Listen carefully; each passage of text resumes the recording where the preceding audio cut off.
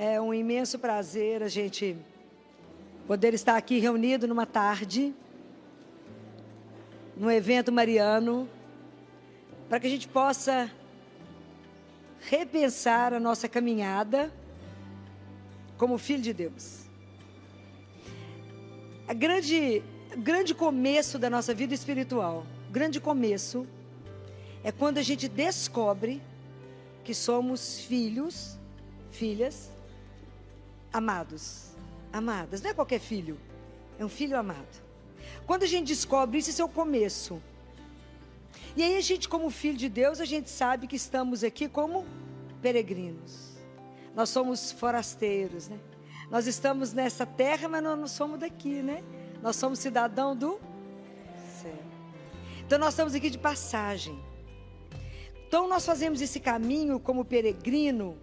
A gente pode escolher as pessoas com quem a gente quer caminhar, não é? Não é assim?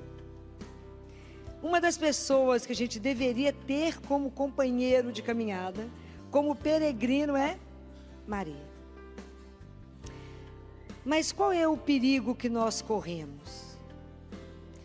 Nós podemos ver Maria como mestra e como a primeira discípula de Jesus. Aquela que já sabe do caminho, que ela já andou. Nós podemos ver Maria, aquela bendita, por quê? Acreditou. Foi isso que Marta falou para ela. Isabel falou para ela: Maria, bendita és tu, porque acreditaste. Nós podemos ver Nossa Senhora, se eu pegar os atributos dela, como imaculada, mãe de Deus, assunta ao céu. Falar, não, é longe demais de mim? Dou conta de chegar perto dela, não? Ela é inimitável, não consigo. Ou eu posso reduzir Nossa Senhora a uma santinha que me dá milagres a baixo custo. Vou fazer uma novena, e aí ela me concede, que ela é mãe. Com qual Maria você está caminhando? A que Maria você reduziu ela? A mãe de Deus, a sua mãe. Qual consciência nós temos do papel de Nossa Senhora como nossa mãe?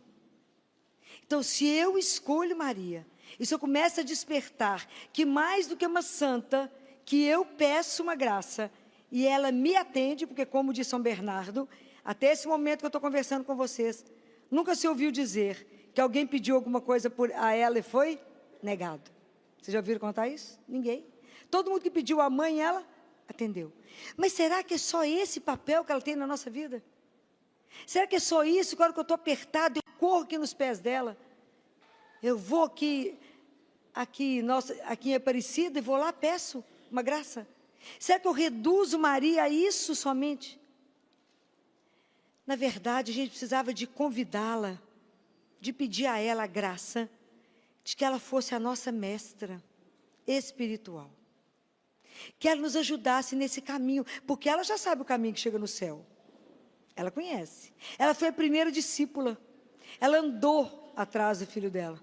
Nossa Senhora teve que fazer uma caminhada de fé que não foi uma brincadeira. Ela era uma menina de 14 anos. Quando ela disse sim, Deus pegou ela pela mão e ela não andou, não, voou. Né? De Nazaré até Jerusalém, o chão dela não foi uma brincadeira. Ela era uma criança, para poder amadurecer como ela amadureceu. Então, como mestra, aquela que eu posso aprender com ela, aquela que eu posso pedir orientação e falar com ela, a senhora sabe tudo que o Senhor quer para a minha vida, me ajuda a entender, me ajuda a aceitar a vontade do Pai, me ajuda a andar no caminho que pertence a seu filho, me ajuda a andar com o passo que a senhora andou, me ajuda a acreditar e me ajude a confiar, porque a confiança é sinônimo de quê? Confiança é sinônimo de quê? De fé. A fé e a confiança andam. Para mim poder pedir a Nossa Senhora que me ajude a fazer esse caminho. Me ajuda a ter um comportamento de filho. Me ajuda a ter uma disciplina. E a gente vai entendendo que para a gente poder fazer uma caminhada, a gente precisa de graça. É graça sobre graça. Porque a nossa vida espiritual também é investimento. E como que a gente não investe na vida espiritual? A gente investe na vida profissional, na família, em tantas coisas a gente investe. Você já conversou com alguém que falou, estou investindo na minha vida espiritual? Vocês já ouviram isso? Porque eu nunca ouvi. Alguém que fala, agora estou investindo agora na vida espiritual. Então, a gente precisa de graça.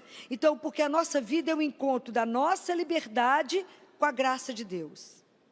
Nós só vamos andar à medida que a gente desejar. Então, nós vamos chegar perto dela e falar, a senhora me ajuda?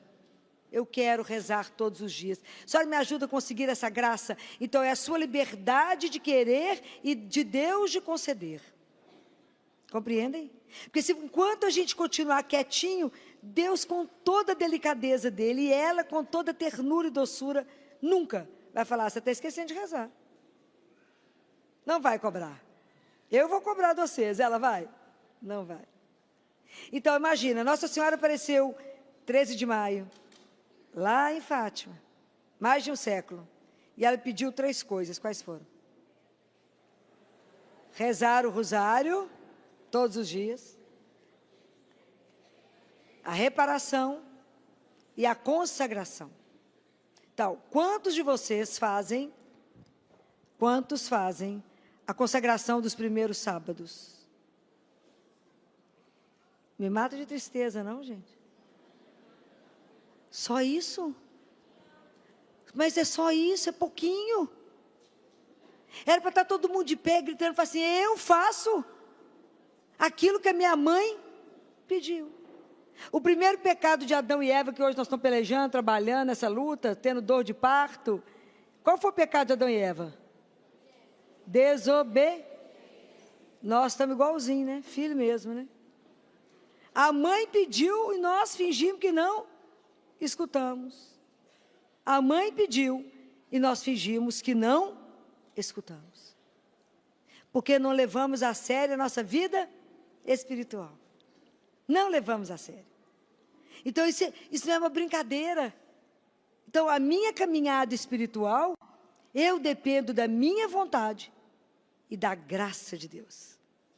São as duas coisas que eu dependo para o meu crescimento. Sem isso não tem jeito, porque é muito fácil caminhar quando a vida é boa. A fé é um caminho, a confiança é um caminho. Então, quando a vida é reta e plana, é uma alegria. É uma alegria. Qual a dificuldade de crer quando tudo está bom? Quando tudo está bom. Não tem doença, não tem perda, não tem nada acontecendo, dinheiro está na conta, a gente só programa viajar, passear, sair, fazer compra. Ó, a gente nem lembra que Deus existe. De vez em quando a gente faz o sinal da cruz. Estou falando mentira? Estou não, porque nós somos indisciplinados. Então, para rezar todos os dias, nós precisamos da graça. E precisamos convidá-la, fala, seja minha mestra, me ajude a me consagrar. Agora vou perguntar, quem é consagrada a Nossa Senhora? Consagração total ao São Maria Luís de Montfort? Está vendo mais gente? Ao método de São Luís de Maria de Montfort? Muito bem, esse já tem mais gente. Mas nós podemos fazer um sábado, é rezar o terço, ler o livro. Quantos tem o livro aos sacerdotes, os filhos prediletos? Pouca gente. Isso é uma coisa que todo mundo tinha que ter na mão. Nossa Senhora pediu. Então, são coisas que a gente precisa conhecer, não é? Então, se a gente, quando a vida está boa, é simples demais. É simples demais.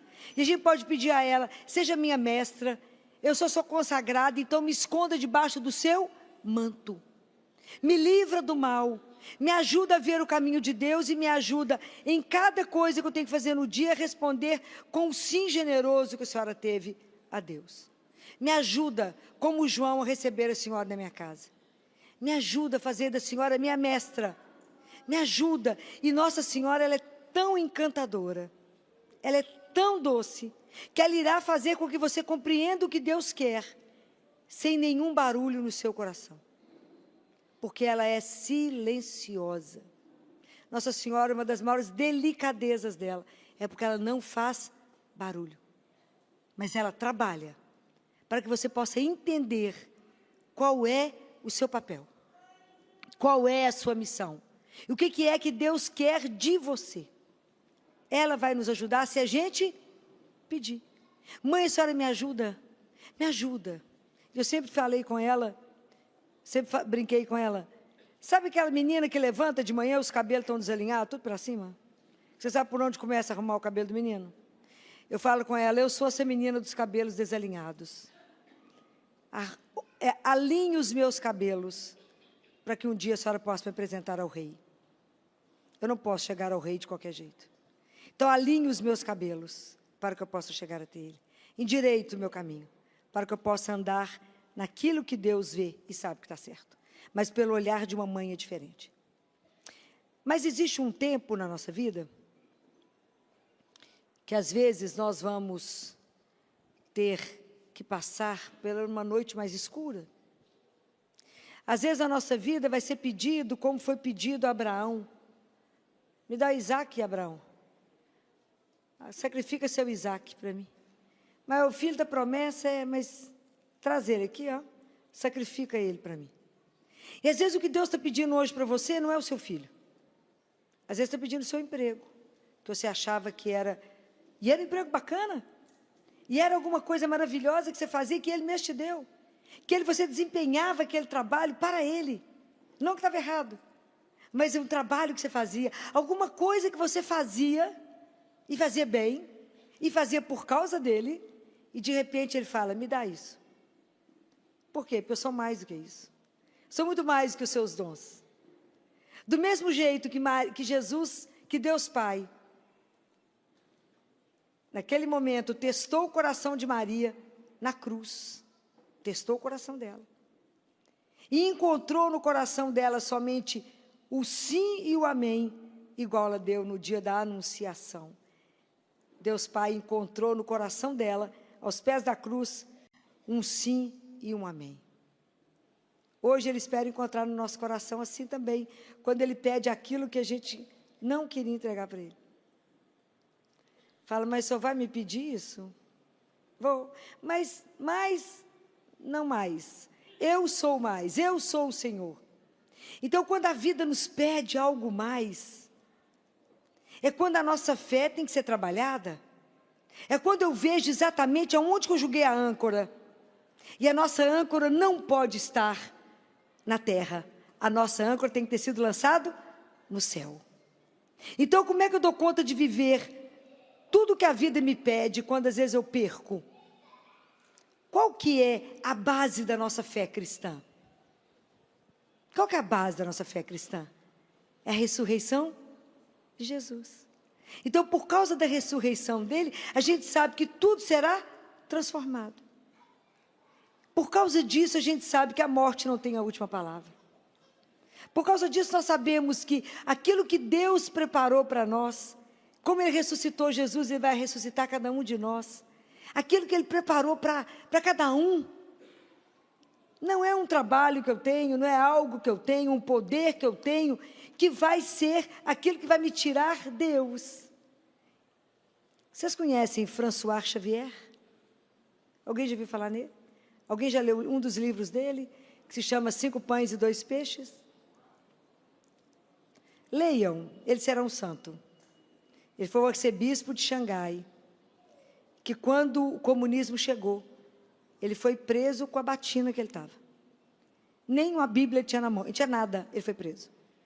Os padres, as freiras foram levados para os campos de arroz, colocaram fogo em tudo, em todas as livrarias, queimaram todos os livros católicos, queimaram todas as Bíblias, queimaram tudo. E esse homem ficou preso durante 11 anos. Dos 9 não tinha nem janela. A cama dele era mofada. Foi internado algumas vezes entre a vida e a morte. Mas não morreu lá não, Nossa Senhora tirou ele. E ele falava que quando a primeira coisa quando ele estava preso e ele estava desesperado, lembrando da diocese, lembrando do povo, lembrando de todas as coisas que ele tinha, mas tinha que fazer tal movimento, tinha que fazer isso, tinha que fazer aquilo. Ele escuta com muita clareza assim, François, você quer Deus ou as obras de Deus? Quem você quer? Deus ou as obras de Deus? Então, se Ele me deu um trabalho, e nesse trabalho eu servi a Ele, e nesse momento Ele fala, não é mais isso que eu quero de você. Me dá isso, que eu preciso de outra coisa, eu preciso de você em outro lugar. E você tem que falar com Ele, então, sim, Senhor, eu te entrego. Porque o que me pertence? Nada. Você quer Deus ou você quer as obras de Deus? Então esse desapego, esse estar sempre a serviço, despojado, entregue. Então como Deus colocou Nossa Senhora à prova na cruz, vai ter isso na nossa vida. Como é que eu peco contra a esperança? Qual que é o nome do pecado contra a esperança? Desespero. O desespero é o pecado contra a esperança. Santo Agostinho fala assim, quer conhecer o caráter de um homem? Dê o sofrimento. Isso eu presenciei, quantos anos? Mais de 36 anos. Na hora que você vai dar uma notícia, que o seu filho, aquele que você ama, tem uma doença, e que ele não voltará para casa. E aí é a hora que, não como Maria, dá conta de ficar de pé. Maria que tinha todas as razões daquele momento para falar, xingar, blasfemar. Falar mais aqui, o Gabriel falou comigo que o reino dele não ia ter fim, agora está aqui no meu colo. Maria que tinha tudo para fazer qualquer coisa. O que ela fez? Preste atenção. Quando Jesus nasce no Evangelho de Lucas, Maria faz o quê? Se cala. Silêncio. Ela fica em adoração ao mistério de Deus que se faz homem. Faz uma criança, se imagina, o que foi isso? Então ela se cala. Isso no Evangelho de Lucas. No Evangelho de João, quando ela está aos pés da cruz, o que Nossa Senhora faz? Silêncio. Então o silêncio, gente, na verdade, é o perfume do meu sacrifício que eu entrego somente para Deus. Se eu falar nesse momento, perde o valor do meu sofrimento. Compreendem? Somente o meu Pai pode entender o quanto custou devolver para Ele. Somente Ele. Somente Deus sabia que em Nossa Senhora, aos pés da cruz, mantinha uma confiança incondicional. Junto com Jesus, eles mantinham uma confiança e uma fidelidade à vontade absoluta de Deus. Isso não é uma brincadeira. Não é uma brincadeira. Porque se a gente olha isso, eu tenho que ficar longe dela e falar, ela é inimitável. Por isso que a fé e a confiança é um caminho que eu não posso exercitar isso se eu não conhecer em quem que eu depositei a minha fé e minha confiança. Porque Jesus não é uma ideia, Ele é uma pessoa. Maria não é uma ideia, é uma mulher, como eu, como você, só que isenta de pecado. Só que sem pecado, imaculada, completamente entregue a Deus. Mas ela sabia em quem ela estava. Maria conhecia as Escrituras, sabia tudo. Conhecia o Pai. E nós sabemos alguma coisa? Lemos a palavra? É para ler a palavra todos os? Lemos? Meditamos? Está vendo como é que nós somos indisciplinados? Então como é que eu vou fazer na hora que Ele me pedir a prova? E falar assim, em que lugar eu estou na sua vida, de verdade? Você quer Deus ou as obras de Deus? O que você quer de verdade? A quem de verdade você serve? A quem de verdade vale o momento do seu sacrifício, da sua caminhada? Quem você quer mostrar o que para quem? Então, na verdade, toda a nossa caminhada espiritual é para quem? Para chegar aonde? No céu. No céu. Eu quero ir para lá, ou luto, caminho estreito. Então, Nossa Senhora sabe o tanto que esse caminho é estreito. O tanto que é difícil a gente renunciar a tantas coisas. A fazer as coisas de forma que ninguém saiba, que ninguém veja. Quem foi que fez isso? Só ela. Nós, tudo que a gente fazemos, nós queremos pôr etiqueta, né? Feito por mim, né? Se Deus fosse pôr etiqueta nas coisas, eu não estava de pendurado, porque com alguma coisa assim, feito por mim. Ele faz tudo no anonimato, nós fazemos as coisas para as pessoas nos aplaudirem. Está errado. Falo que a única tranquilidade da nossa vida é o fato dele poder ver aquilo que a gente faz. Então Maria é uma escola. Maria é uma escola. que eu tenho que olhar para ela e falar, o que a senhora faria aqui nesse momento? Me ajuda. Me ajuda nesse momento a estar de pé. Me ajuda a ter essa confiança incondicional que a senhora teve. Mas para poder ter uma confiança incondicional, a senhora me ajuda a conviver com seu filho todo dia? A senhora me ajuda a estar cada dia mais pertinho dele? A senhora me ajuda a ter a graça de ler a palavra e me alimentar, porque essa palavra me sustenta e me põe de pé? Porque se a senhora não me ajudar, eu não vou dar conta. É a palavra que põe a gente de pé, porque a palavra gera vida em nós. A palavra gera vida. Senão, a gente não daria conta, porque a palavra é Jesus. E uma vez eu vi a palavra fazer alguém praticamente ressuscitar, né? Ficar de pé, no sentido de dar conta da missão naquele momento. Era uma mãe jovem, linda, linda. E ela estava com o filho dela no CTI de 10 anos.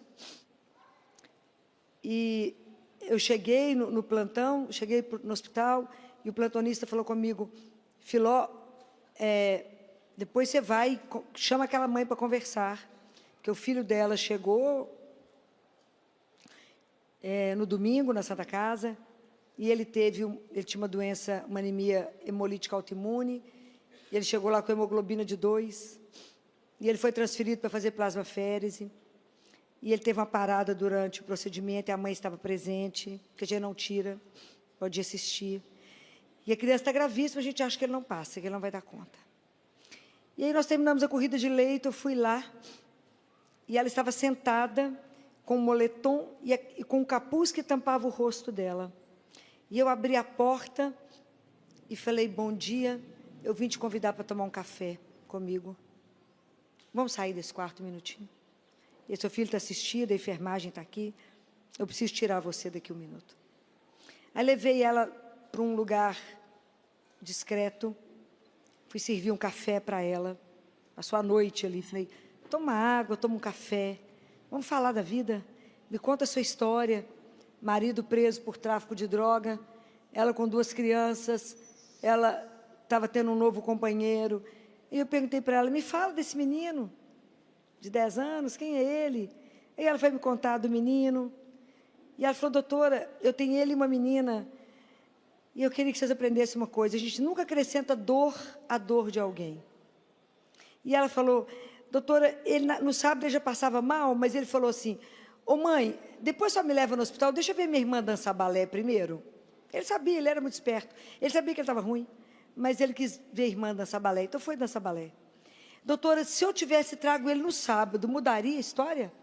Falei, não, mudaria nada, absolutamente nada. É porque a família está falando comigo que o menino só vai morrer porque eu trouxe um dia depois. Falei, não, é porque é grave mesmo. Aí perguntei para ela, o que você sabe da doença do seu filho? E ela foi falar. E eu falei com ela, o que você está percebendo? Porque mãe ninguém engana, né? Que olhar que você está colocando e vendo? E ela falou, eu acho que ele não vai dar conta. Eu falei, nós também. Temos certeza que ele não vai dar conta. E começamos a conversar, e eu falei com ela, o que te põe de pé todo dia de manhã? Por que você se levanta? Ela tomou um susto, falou, como é que é? Falei, em quem você crê? Ela falou, em Jesus? Falei, então agora ficou fácil a conversa, né? Falei, o que ele falou sobre a morte? Ela falou, não sei.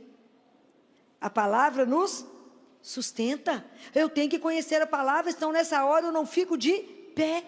Falei, Jesus disse, todo aquele que vive e crê em mim nunca...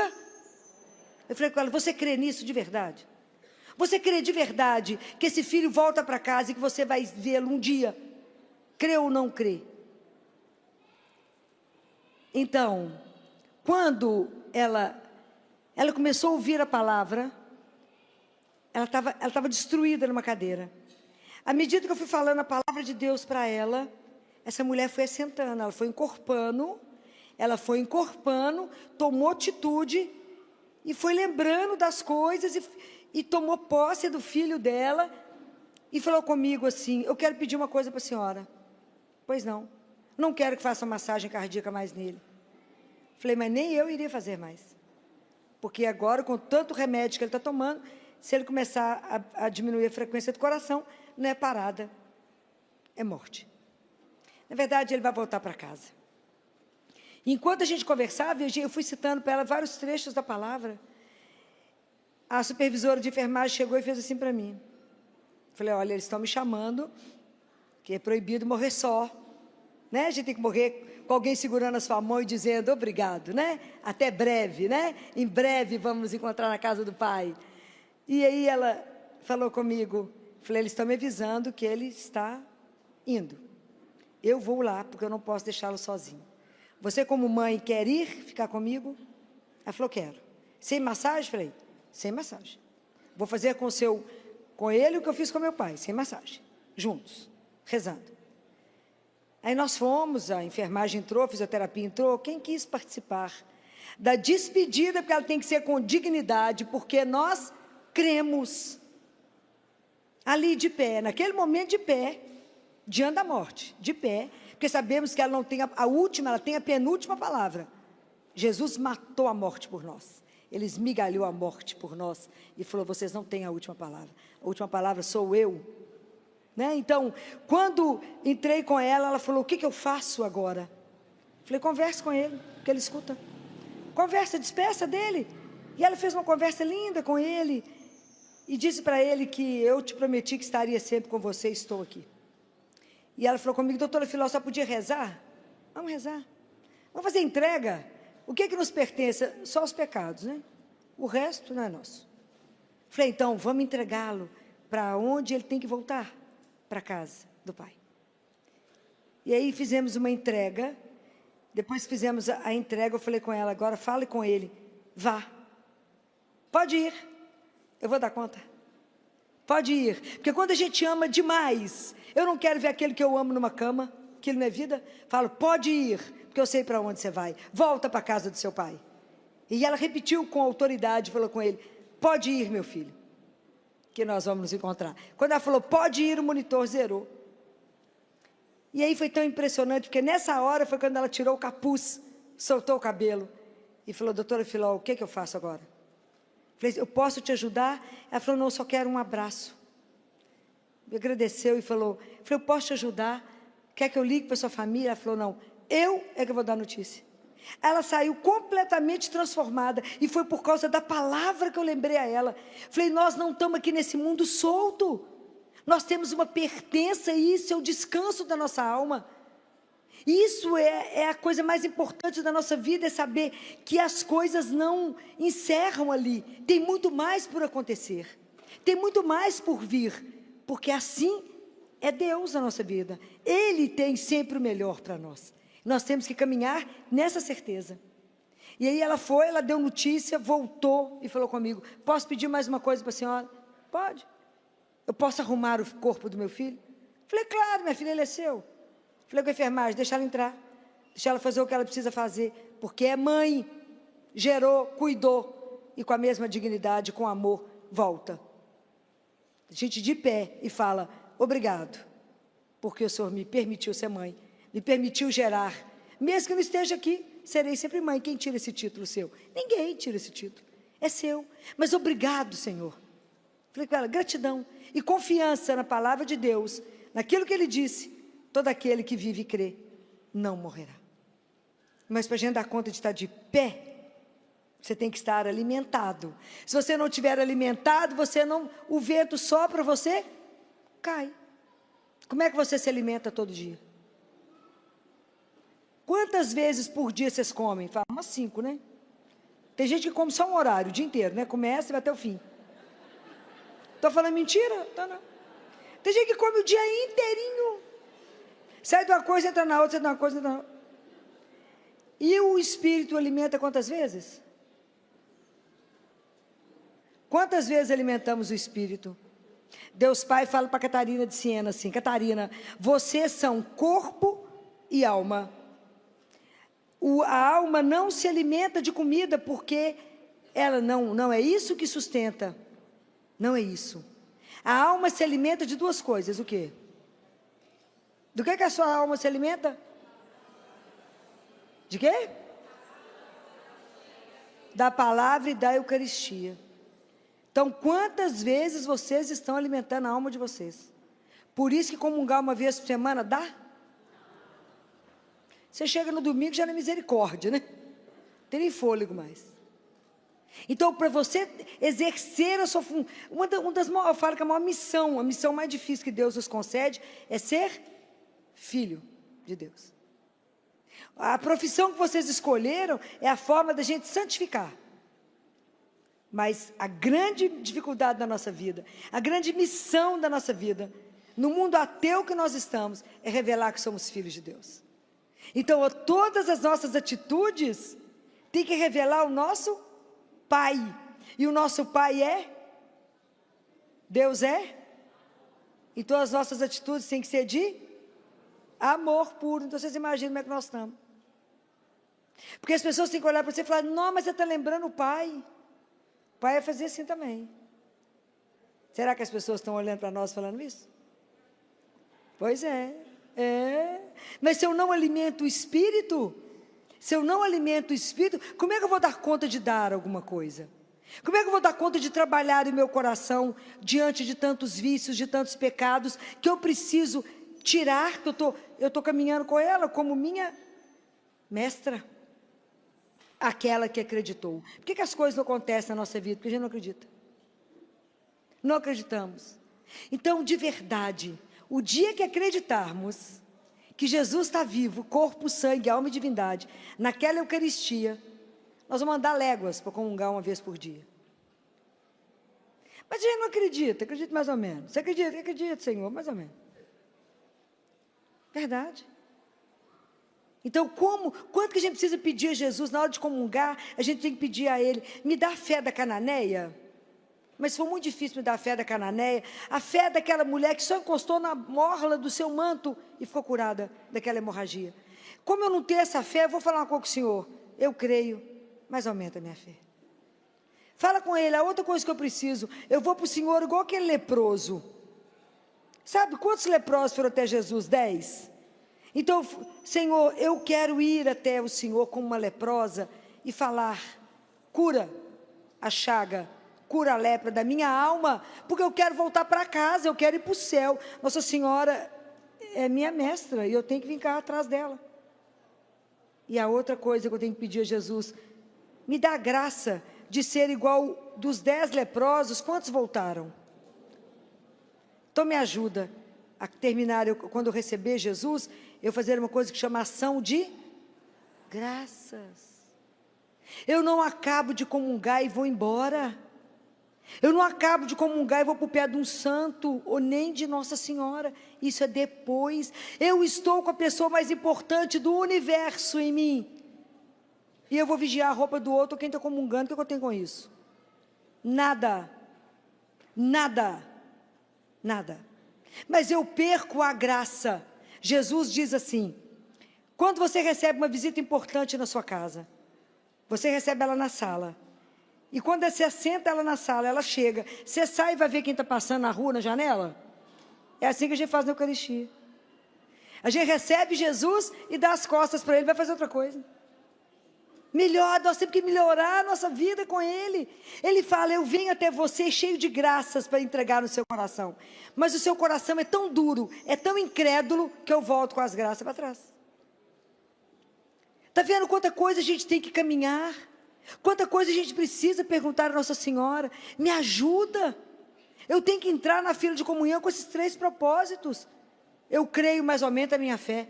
Cura a minha lepra e me ajuda a ser como o leproso que volta. E a hora que você recebe a comunhão, faça ação de graças. Fala obrigado. Obrigado. Porque o Senhor se dignou vir até mim, que sou nada. O Senhor que é meu Criador, é o meu alimento, é o meu sustento. Isso é uma coisa extraordinária. A gente não tem dimensão do que significa isso. Então é preciso, a gente perde isso todos os dias. Todos os dias, pela falta nossa de consciência, porque vivemos no raso. Então, quando a gente passa por um problema, quando você tem um diagnóstico, você tem uma doença grave, aí você começa a acordar. Aí você começa a rezar. Aí você fala, ele vai me pedir agora. Agora está na hora de eu voltar para casa. E agora? Como é que eu estou? E agora, aquilo tudo que eu acumulei, vai ficar para quem? Prestem atenção. Por isso que a nossa vida espiritual tem que ser um investimento. Então eu tenho que saber que cada dia que eu vivo, falta menos um para voltar para casa. E eu tenho que voltar com alegria que eu estou voltando para a casa do meu Pai.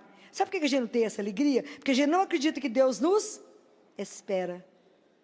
Deus te espera. Já pensou nisso? Deus me espera. Imagina a alegria dele quando eu chegar, que eu abrir a porta e falar, Pai, vai falar, oi, que saudade. Mas a gente nem pensa nessa hipótese. Mas é preciso pensar para investir nisso. Eu tenho que olhar para ela e falar, como é que a senhora deu conta? Porque a caminhada não foi fácil. Pode imaginar quanta agonia ela passou? Pode imaginar. Eu fico imaginando quando Nossa Senhora teve que fugir com José e Jesus pequeno para o Egito. Imagina José acordar de madrugada e falar, pega ela, pega a mulher e o menino, pega a mãe e o menino, porque eles estão atrás. Eles tiveram que fazer um caminho paralelo, porque o caminho normal estava todos os soldados de Herodes. Coitado de José, que aperto. E eles tiveram que ir confiando que Deus estaria guardando e fazendo tudo, providenciando tudo. Porque o que estava escrito para ela? Tinha cartão de crédito, de débito, não tinha nada. Nada. Pode imaginar quando ela viu o filho dela sendo rejeitado na sinagoga. Pode imaginar cada coisa que aconteceu. Não é brincadeira. Quando ela chega e Jesus está reunido com aquela multidão e falam para Jesus assim, a sua mãe e os seus irmãos estão aí fora. O que Jesus responde? Quem é minha mãe? Mas não falou isso para diminuí-la. Falou isso para que a gente possa compreender que quem é minha mãe e meus irmãos? São aqueles que ouvem a palavra de Deus e põem em... Nós estamos igualzinho. A gente nem escuta, porque a gente não consegue pôr em prática. Então, o que o Evangelho me diz hoje? Se a palavra de Deus não entrar no meu ouvido e não transformar o meu coração, ele serviu para quê? Para nada. E é assim que funciona a nossa conversão. Por isso que nós temos que olhar para ela e falar, me ajuda. Qual vizinha sua sabia que a senhora era a mãe do Altíssimo?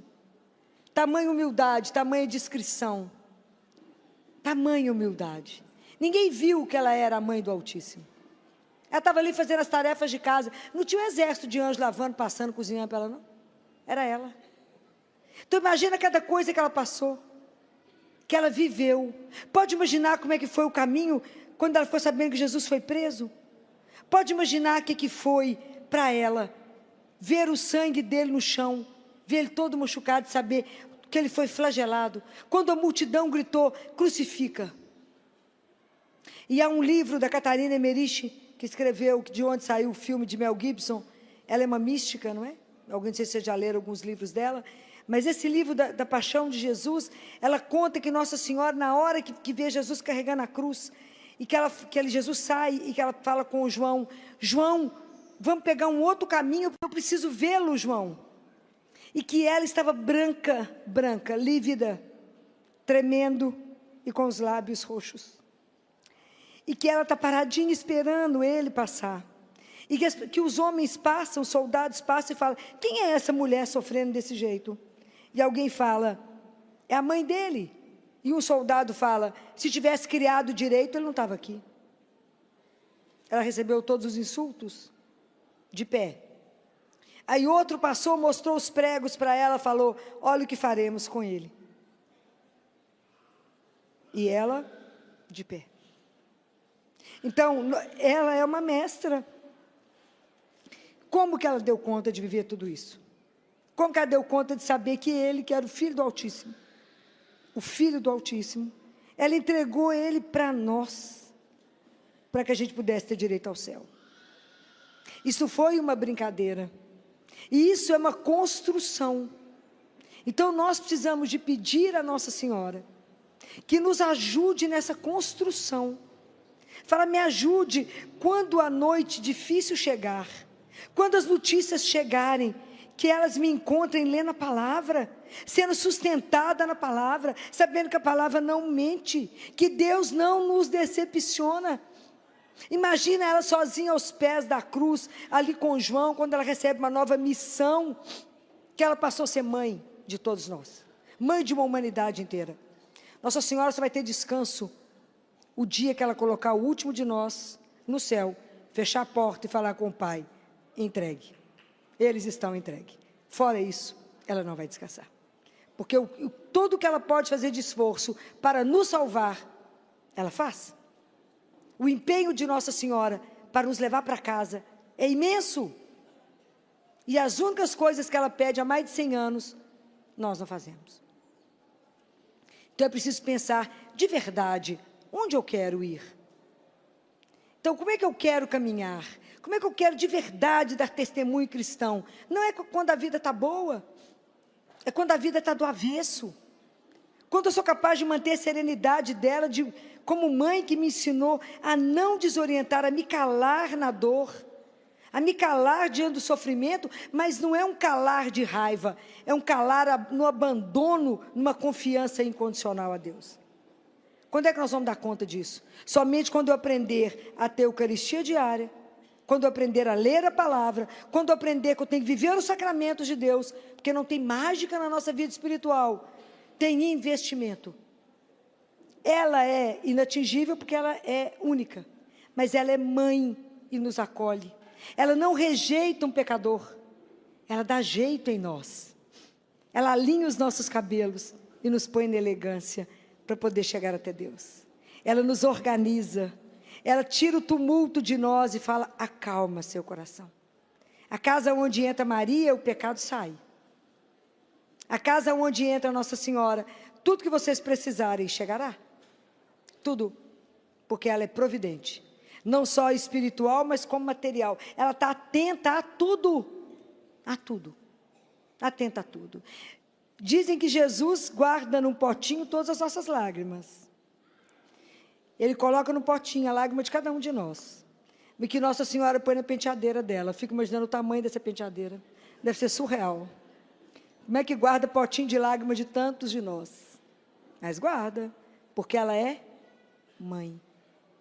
Então, quando as dificuldades chegar, quando eu tiver que entregar um filho, uma mãe, um pai, um irmão, alguém que eu amo profundamente, que a gente aprenda, como Nossa Senhora, a não desesperar, porque eu não quero pecar quanto à esperança, eu quero esperar, eu quero confiar como ela confiou, eu quero não desorientar, eu quero manter, sabendo que eu estou plantado em cima de uma rocha. Por isso que a vida da gente é uma escolha. E a rocha é Jesus, é a palavra. E ela não decepciona. Se Ele falou que vai fazer, Ele vai fazer. Então eu posso esperar. Então, diante disso, nós sabemos quem foi a primeira testemunha da ressurreição. Quem foi a primeira pessoa que viu Jesus? Claro que foi ela. Vocês têm dúvida? Não está descrito não, mas vocês têm dúvida disso? Pode imaginar que essa mulher dormiu? Claro que não. O sábado para nós sempre é o sábado da espera, porque ela esperou que o pai ia fazer alguma coisa. Ela não sabia o que ainda. Nossa Senhora foi a única pessoa que foi acreditando em, a gente chama de contemporaneidade. As coisas foram acontecendo, né, com ela junto. Ela não sabia nada que ia acontecer ainda. Né, ainda era muito... Ela é ela, e Jesus começa o Novo Testamento. Começa a nova história. Nós já sabemos, nós já estamos do lado de cá e nós já desesperamos. Não podemos. Temos que aprender com ela. Me ensina o silêncio. Me ensina, Senhora, a estar ali diante do seu filho. Me ensina a ter uma atitude de filho do Altíssimo. Aquele que confia. Aquele que diz, a última palavra ainda não foi dita.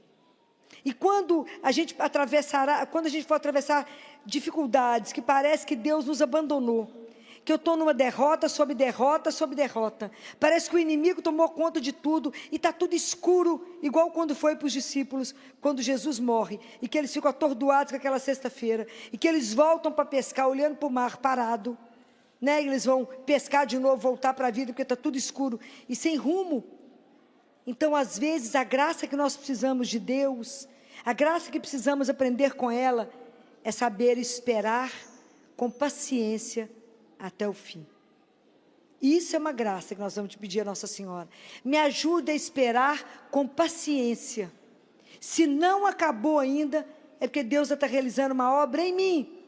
Sou eu que talvez precise rezar mais. Sou eu que preciso me converter mais. Sou eu que preciso fazer alguma coisa que ainda não fiz. Por isso que Deus ainda não deu o final. Então me ajuda como a senhora ficou de pé, esperando com paciência até o fim. Isso é uma graça. Por que nós vamos fazer essa opção? Porque nós temos que lembrar de uma coisa de Samuel. Quando Deus chama Samuel, que ele é uma criança, e ele ficava no templo com Elias, ele vai, e Samuel fala, estou aqui, Samuel, estou aqui, não te chamei não, e vai lá 3 vezes. E aí Elias fala, é o Senhor que está te chamando. Da próxima vez que ele te chamar, você fala Senhor, que o teu servo te escuta. Mas naquela época ele ficava, a misericórdia, né? Então a misericórdia de Deus não acabou. Então por que eu posso fazer isso que eu estou falando com vocês? Por que eu posso esperar até o fim? E por que eu posso dar conta de ficar em silêncio de pé? Porque a misericórdia de Deus não se esgota. Deus renova a misericórdia dele todas as manhãs. Se ele não renovasse a misericórdia dele, nós não daríamos conta de estar aqui como estamos agora. Somente porque a misericórdia se renova a cada manhã, eu posso recomeçar. Eu posso de novo acreditar. E posso de novo falar, pode ser que hoje ele traga a palavra. Pode ser que hoje ele traga decisão. Pode ser que hoje ele transforme tudo. Porque a misericórdia de Deus não encerra, não acaba. E eu desejo terminar a minha vida e essa palestra dizendo, é nessa confiança, é nessa certeza que eu quero viver até o último minuto da minha vida. Louvado seja nosso Senhor Jesus.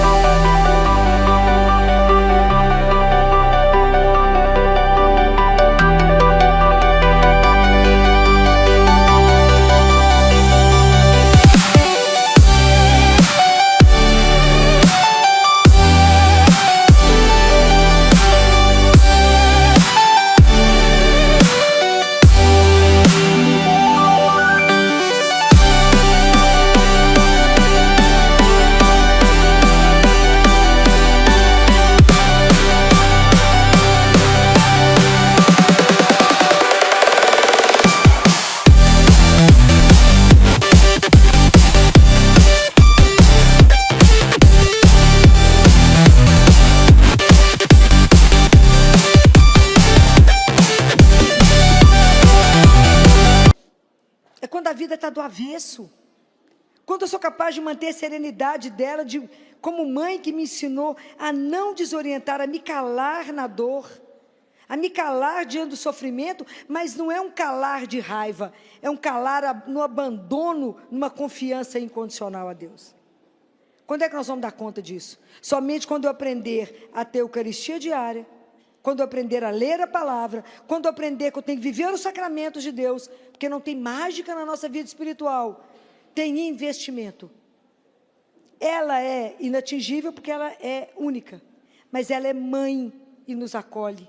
Ela não rejeita um pecador, ela dá jeito em nós. Ela alinha os nossos cabelos e nos põe na elegância para poder chegar até Deus. Ela nos organiza, ela tira o tumulto de nós e fala: acalma seu coração. A casa onde entra Maria, o pecado sai. A casa onde entra Nossa Senhora, tudo que vocês precisarem chegará. Tudo, porque ela é providente. Não só espiritual, mas como material. Ela está atenta a tudo. A tudo. Atenta a tudo. Dizem que Jesus guarda num potinho todas as nossas lágrimas. Ele coloca no potinho a lágrima de cada um de nós. E que Nossa Senhora põe na penteadeira dela. Fico imaginando o tamanho dessa penteadeira. Deve ser surreal. Como é que guarda potinho de lágrima de tantos de nós? Mas guarda, porque ela é mãe. Então, quando as dificuldades chegar, quando eu tiver que entregar um filho, uma mãe, um pai, um irmão, alguém que eu amo profundamente, que a gente aprenda, como Nossa Senhora, a não desesperar, porque eu não quero pecar contra a esperança, eu quero esperar, eu quero confiar como ela confiou, eu quero não desorientar, eu quero manter, sabendo que eu estou plantado em cima de uma rocha. Por isso que a vida da gente é uma escolha. E a rocha é Jesus, é a palavra. E ela não decepciona. Se Ele falou que vai fazer, Ele vai fazer. Então eu posso esperar. Então, diante disso, nós sabemos quem foi o primeiro testemunho da ressurreição. Quem foi a primeira pessoa que viu Jesus? Claro que foi ela. Vocês têm dúvida? Não está descrito não, mas vocês têm dúvida disso? Pode imaginar que essa mulher dormiu?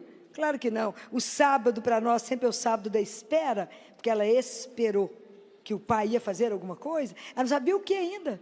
Nossa Senhora foi a única pessoa que foi acreditando em, a gente chama de contemporaneidade. As coisas foram acontecendo, né, com ela junto. Ela não sabia nada do que ia acontecer ainda. Né? Ainda era muito, ela é ela, e Jesus começa o Novo Testamento. Começa a nova história. Nós já sabemos, nós já estamos do lado de cá e nós já desesperamos. Não podemos. Temos que manter, aprender com ela. Me ensina o silêncio.